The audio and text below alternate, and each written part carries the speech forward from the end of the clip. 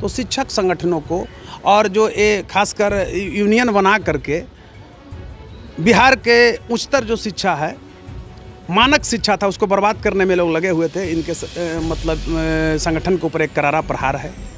शिक्षक को पढ़ना पढ़ाना और पढ़ना काम है। जैसे देखिए हम लोग भी एडवोकेट हैं।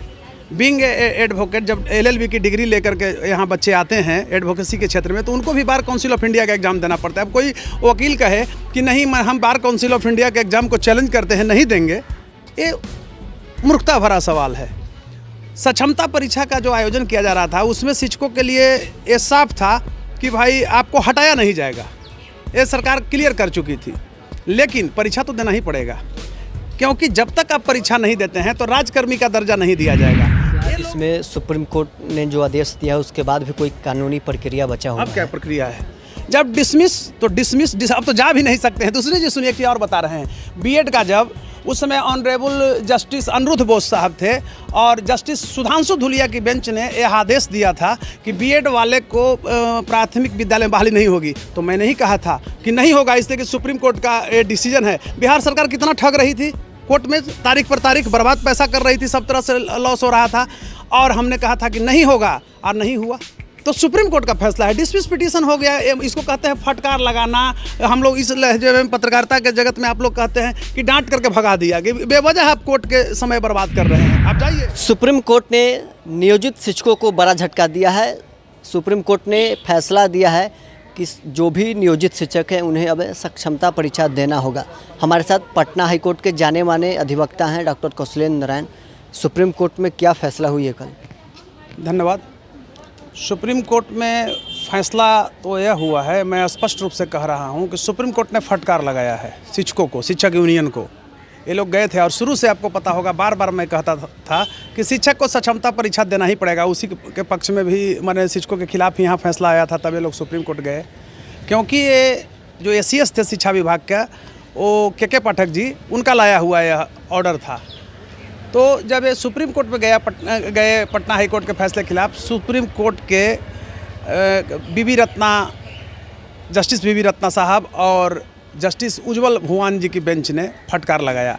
और इस रूप से अगर हमसे पूछते हैं तो उनका पिटीशन को ही वहाँ डिसमिस कर दिया, पिटीशन स्वीकार ही नहीं किया सुप्रीम कोर्ट ने, और फटकार लगाया, कहा कि आप लोग को सक्षमता परीक्षा देना पड़ेगा। और बिहार के लिए हम काफ़ी सक्रिय हैं, बिहार के शिक्षा व्यवस्था को हम रसातल में नहीं जाने देंगे। इस रूप से आप ऐसे भी समझ सकते हैं, ये मैं बता रहा हूँ डाटा के साथ, कि पिछले वर्ष जो यहाँ नीति आयोग का रिपोर्ट था, उसमें 91 पायदान पर बिहार का शिक्षा है, उसके पिछले वर्ष 28वां पायदान पर बिहार का शिक्षा है। तो शिक्षक संगठनों को और जो ये खासकर यूनियन बना करके बिहार के उच्चतर जो शिक्षा है, मानक शिक्षा था, उसको बर्बाद करने में लोग लगे हुए थे। इनके संगठन के ऊपर एक करारा प्रहार है। शिक्षक को पढ़ना पढ़ाना और पढ़ना काम है। जैसे देखिए हम लोग भी एडवोकेट हैं। बीइंग एडवोकेट, जब LLB की डिग्री लेकर के यहाँ बच्चे आते हैं एडवोकेसी के क्षेत्र में, तो उनको भी बार काउंसिल ऑफ इंडिया का एग्ज़ाम देना पड़ता है। अब कोई वकील कहे कि नहीं हम बार काउंसिल ऑफ इंडिया के एग्ज़ाम को चैलेंज करते हैं, नहीं देंगे, ये मूर्खता भरा सवाल है। सक्षमता परीक्षा का जो आयोजन किया जा रहा था, उसमें शिक्षकों के लिए ये साफ था कि भाई आपको हटाया नहीं जाएगा। ये सरकार क्लियर कर चुकी थी, लेकिन परीक्षा तो देना ही पड़ेगा, क्योंकि जब तक आप परीक्षा नहीं देते हैं तो राजकर्मी का दर्जा नहीं दिया जाएगा। ये लोग मतलब उसको इस रूप में कहिए स्ट्रांगली चाहते थे, माने ताकत से चाहते थे, सरकार को डरा करके चाहते थे, और बिहार के शिक्षा को रसातल में फेंकना चाहते थे, और कहते थे कि नहीं हम सक्षमता परीक्षा देंगे ही नहीं और राजकर्मी का दर्जा मुझे दो। लेकिन सरकार ने पॉलिसी बनाई कि ठीक है, हम आपसे लेंगे सक्षमता परीक्षा, अगर आप फेल करते हैं तो हम राजकर्मी का आपको दर्जा नहीं देंगे, लेकिन नौकरी से आपको नहीं हटाएंगे। यह एक व्यवहारिक पहलू भी है। 20-25 साल लोग पढ़ा लिए हैं, 15 साल पढ़ा लिए हैं, तो हटाना कहीं से व्यवहारिक नहीं लगता था। तो स्पष्ट रूप से मैं कह रहा हूँ कि ऑनरेबल सुप्रीम कोर्ट ने ये शिक्षक जो गए थे सक्षमता परीक्षा के विरोध में, रिट जो वहाँ फाइल किए थे SLP, उनको वहाँ से बैरंग लौटा दिया, डिसमिस कर दिया इनका पिटीशन को ही फटकार लगाते हुए। यह सच्चाई है। दूसरी तरफ आप देखेंगे, आप एक नवोदित पत्रकार हैं, बिहार सबका है, शिक्षा एक ऐसी वस्तु है जिसका उपयोग पुरानी पीढ़ी नई पीढ़ी पर करता है, जिसका प्रस्तुतिकरण वर्तमान में नहीं होकर भविष्य में होता है। तो जब यहाँ का शिक्षा व्यवस्था ही मतलब इस तरह से हो जाएगा, गुरुजी ही शिक्षा जगत को बर्बाद कर देंगे, कहेंगे कि हमारा आयोग हूँ। देखिए है क्या ना कि सक्षमता परीक्षा का वैसे ही शिक्षक विरोध कर रहे हैं जो कहीं न कहीं से भरेठ आ गए हैं। भरेठ उसको कहते हैं जैसे वो पैरवी से आ गए हैं, डुप्लीकेट उनकी बहाली हो गई है, वैसे लोग विरोध कर रहे हैं। क्योंकि जब वो पास करेंगे सक्षमता परीक्षा, राजकर्मी का दर्जा मिलने लगेगा तो उनका सर्टिफिकेट चेक होगा, तो फिर पकड़ा जाएंगे फर्जी बीएड के डिग्री लेके आए हैं, डीएलएड के डिग्री लेके आए हैं। और एक चीज़ मैं बता रहा हूँ, व्यवहारिक दृष्टिकोण से उसको देखिए। एक मामला और है खासकर पटना जिला में कि यहाँ का विजिलेंस इंक्वायरी चल रहा है कोर्ट के आदेश में। 4000 फोल्डर को, शिक्षकों का फोल्डर को पूर्व का यहाँ का डीओ जो थे ज्योति प्रसाद ने गायब करा दिया। क्या घाटा लिया? ज्योति प्रसाद ने पूरा रिटायरमेंट का पैसा ले रहा है, पेंशन ले रहे हैं, लेकिन सरकार अभी तक पकड़ी कोई कानूनी कार्रवाई नहीं। जहाँ कानून ही मतलब अंधा, सरकार के स्तर से कानून अंधा हो, कोर्ट बार बार आदेश करता है और ये लोग मतलब लागू नहीं कर पाते हैं, तो आप समझ सकते हैं कि बिहार का शिक्षा कहाँ जा रहा है। सवाल अब यह है कि जो शिक्षक अब सक्षमता परीक्षा देना होगा, अगर नहीं देते हैं तो उनका क्या नौकरी चली जाएगी? सक्षमता परीक्षा अगर नहीं देंगे तो बर्खास्त होंगे, क्योंकि supremacy of law can not be challenge by anyone, it's above than us. कानून की सर्वोच्चता को कोई व्यक्ति या एक मामूली 2-4 लोगों का गिरोह या संगठन नहीं चैलेंज कर सकता है। यह हम सबों से ऊपर का है। अगर परीक्षा नहीं देते हैं तो सेवा से बर्खास्त होंगे, और होना भी चाहिए। क्योंकि देखिए, सर्वप्रथम आप एक चीज़ को मान लीजिए कि के पाठक जब से एसीएस बने, तो आपको मैं कहना चाहता हूं आपके चैनल के माध्यम से पूरे बिहार वासियों को कि वह व्यक्ति बिहार में शिक्षा का अलग जगाए हैं। ठीक है, कुछ मुद्दे पर हम भी विरोध करते हैं, लेकिन एक बिहार में उन्होंने इतिहास बनाया है। के पाठक ने जो विद्यालय समझिए कि बिहार में बंद रहता था, उसको चालू करवा दिया।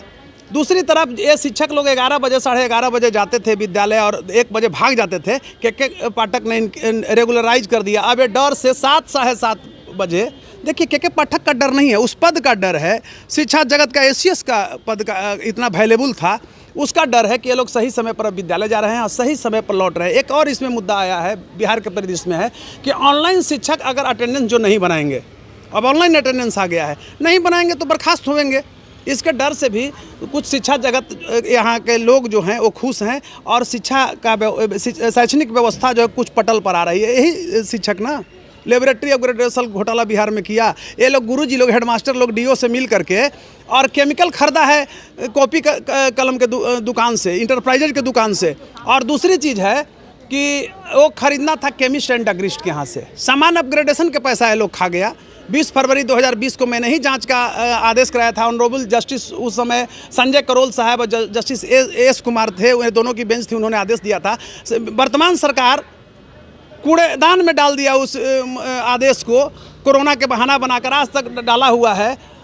हम गुहार लगाते रहे, सरकार कुछ नहीं, इसलिए कि सरकार के ही एक मिनिस्टर के साले ने सप्लाई दिया था, और बहुत दबंग मिनिस्टर हैं, हमारे मुख्यमंत्री जी के भी क्लोज हैं, नालंदा से आते हैं, तो उन्होंने जांच नहीं होने दिया, इसलिए कि उनके साले साहब ने सप्लाई दिया था पूरे बिहार में। क्या अब इसमें सुप्रीम कोर्ट ने जो आदेश दिया है उसके बाद भी कोई कानूनी प्रक्रिया बचा हुआ है? अब क्या प्रक्रिया है?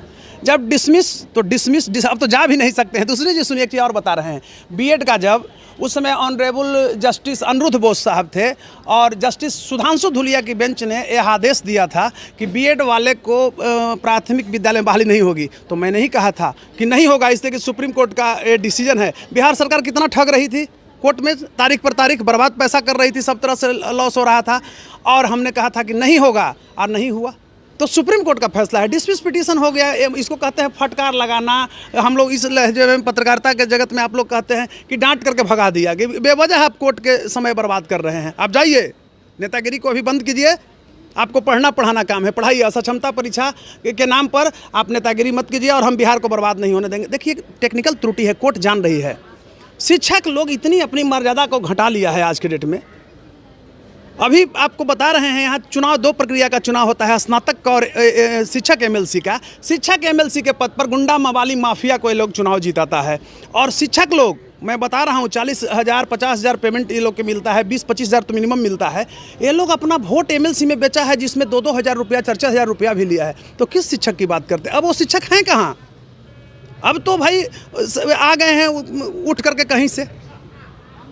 अब ये लोग बर्बाद करने पर लगा हुआ है। जब शिक्षक जब 2000 पर अपना वोट ये लोग बेचा है, वोट बेच सकता है, तो शिक्षा को इसको बेचने में बड़ी भार है। 2 मिनट में शिक्षा को बर्बाद कर देगा। तो कहने का अर्थ हुआ कि अब सक्षमता परीक्षा इनको देना पड़ेगा। और मैं एक एडवोकेट के अलावा बिहार का नागरिक हूँ, एक जिम्मेवार नागरिक हूँ। मेरा भी एक वोट उसके नाते भी मैं कहना चाहूँगा, बिहार से मुझे भी मोह है कि ये लोग को सक्षमता परीक्षा देना ही देना पड़ेगा, नहीं तो बर्खास्त होंगे। सुप्रीम कोर्ट का ये डिसीजन है। पिटीशन को डिसमिस करके सुप्रीम कोर्ट ने बैरंग वापस भगा दिया।